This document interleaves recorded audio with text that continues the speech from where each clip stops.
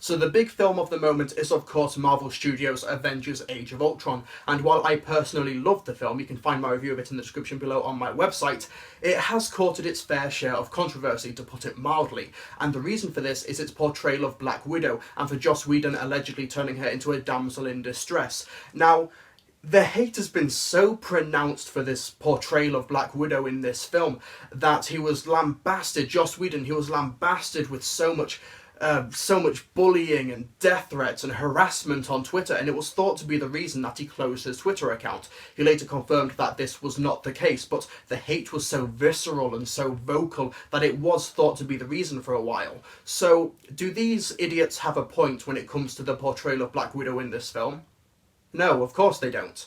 That's why they're called idiots. So a lot of the criticism stems from a scene where one of the non-superpowered protagonists gets taken out of commission by a superpowered villain and needs to be rescued by another Avenger. That scene is early on in the movie when Quicksilver incapacitates Hawkeye and Black Widow needs to rescue him. Wait, is that not the scene that everyone's angry at? Oh, okay, what about the scene later when Hawkeye is being attacked from all sides and needs to be rescued by Scarlet Witch? No?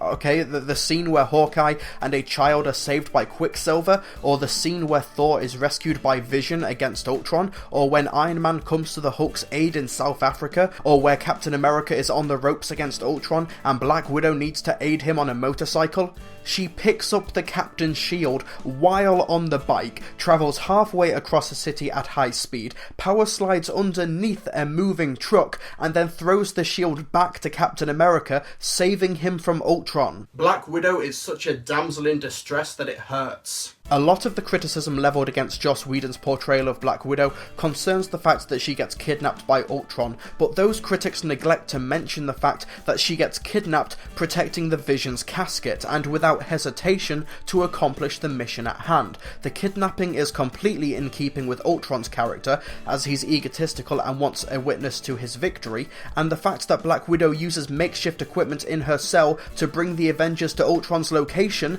Not only would I not classify Black Widow as a damsel in distress, all things considered, but she was probably the only Avenger who actually showed strong initiative when they were in need of help. What confuses me about the online community suddenly and swiftly turning against Joss Whedon is the fact that Black Widow is only a household Marvel Cinematic Universe character because of his contributions to the franchise. In Iron Man 2, Natasha Romanoff was a one-note, sexy piece of eye candy. A badass, incredibly capable and using her sexuality as an advantage piece of eye candy, but one-note and rather bland nonetheless. It wasn't until Joss Whedon got his hands on the character in the Avengers that she morphed into something far more interesting. The way she recruits the Hulk, literally tricking a trickster god, being the one to close the portal that ended the Battle of New York. All of that was Joss Whedon taking a one-note character and adding dimension and depth to truly make her an Avenger. Joss Whedon has written incredible female characters in the past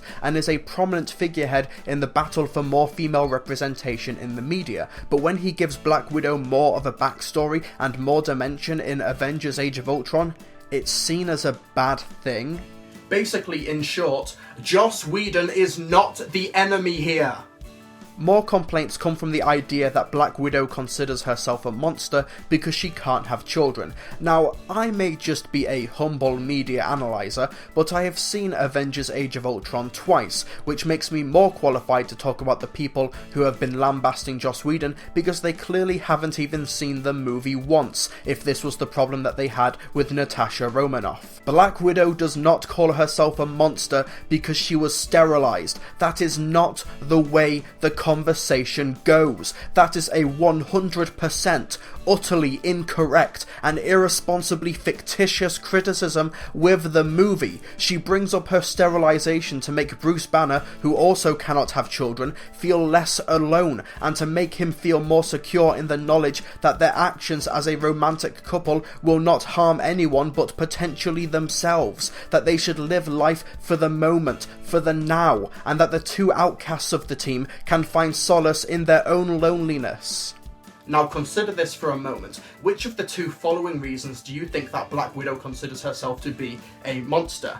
A, the fact that she can't have children, or B, the fact that she was raised by people who wanted her to become a ruthless and efficient killing machine? If you voted A, you don't get to vote because you are willfully and deliberately misinterpreting that scene in order to advance your own selfish agenda. So shut up. Now, don't misunderstand me, I am not saying that those who have issues with the movie should shut up. As much as I love Avengers Age of Ultron, I will be the first to admit that it has a few issues and faults. Film is subjective after all, and I'm not here to say that you should love or hate the movie. However, when it comes to the criticisms levelled at the character of Black Widow in Avengers Age of Ultron, there is no subjectivity here. Many of the complaints are not only downright fictitious, but actively fly in the face of Joss Whedon's track record and what is actually happening in the movie. While people like Guardians of the Galaxy director James Gunn have appealed to people's kinder and more apathetic side, I feel like they are missing the bigger issue here. The problem is not the fact that deluded individuals had issues with Age of Ultron, it's the fact that their complaints were not correct. These people are deliberately dragging the movie through the dirt for something that it hasn't even done. These people are literally creating their own problem and harassing Joss Whedon for it.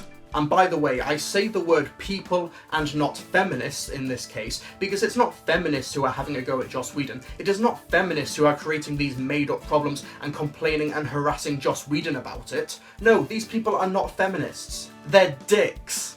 It may sound like I'm getting overly passionate about this issue, but as it says on my Patreon and Twitter, media is important. Female representation and diversity matters in the movies. It's one reason why I love the new Avengers lineup at the end of the movie, and the fact that it contains only one white male. Film is a powerful and influential tool, so I think it is irresponsible and damaging to try and condemn a movie on grounds that it not only had no intention on walking on, but actively tried to walk the other way from.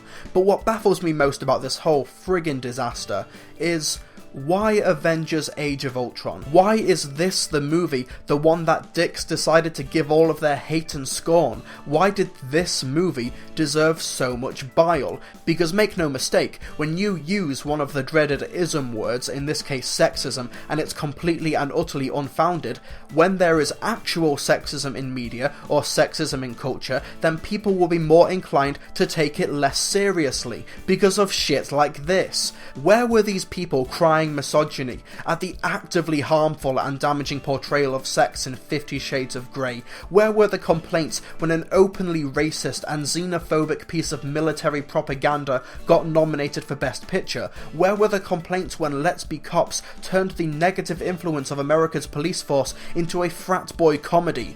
Where were the cries of sexism and scorn when movies like Twilight and Transformers Age of Extinction actively endorsed and defended paedophilia? No. It's this movie, Avengers Age of Ultron, a movie that takes children's comic book characters and makes them fight a sexy James Spader robot that deserves the death threats. Jesus Christ. Now, just to clarify, I'm not condoning or endorsing the harassment of the creators of the films I mentioned a moment ago, but this is all about perspective. Why did those films get let off the hook so easily when it's Avengers Age of Ultron, which is the target of all of this scorn and all of these baseless accusations of sexism and misogyny? This is all about perspective. While I do think that those aforementioned films should be called out on and should be addressed, those actively irresponsible pieces of media that they are, I don't think the creators deserve harassment, I don't think they deserve death threats. Once again, it's about perspective. And if you don't like Avengers Age of Ultron, that's fine. If you dislike it, that's fine. Even if you hate it, that's fine, even though I don't personally agree that it should be hated on an objective level. But when you're going to try and talk to the director or the writer on Twitter, and when you try and complain about the film online or to your friends, make sure that you're complaining about things in the movie that actually happened. That would be a good start.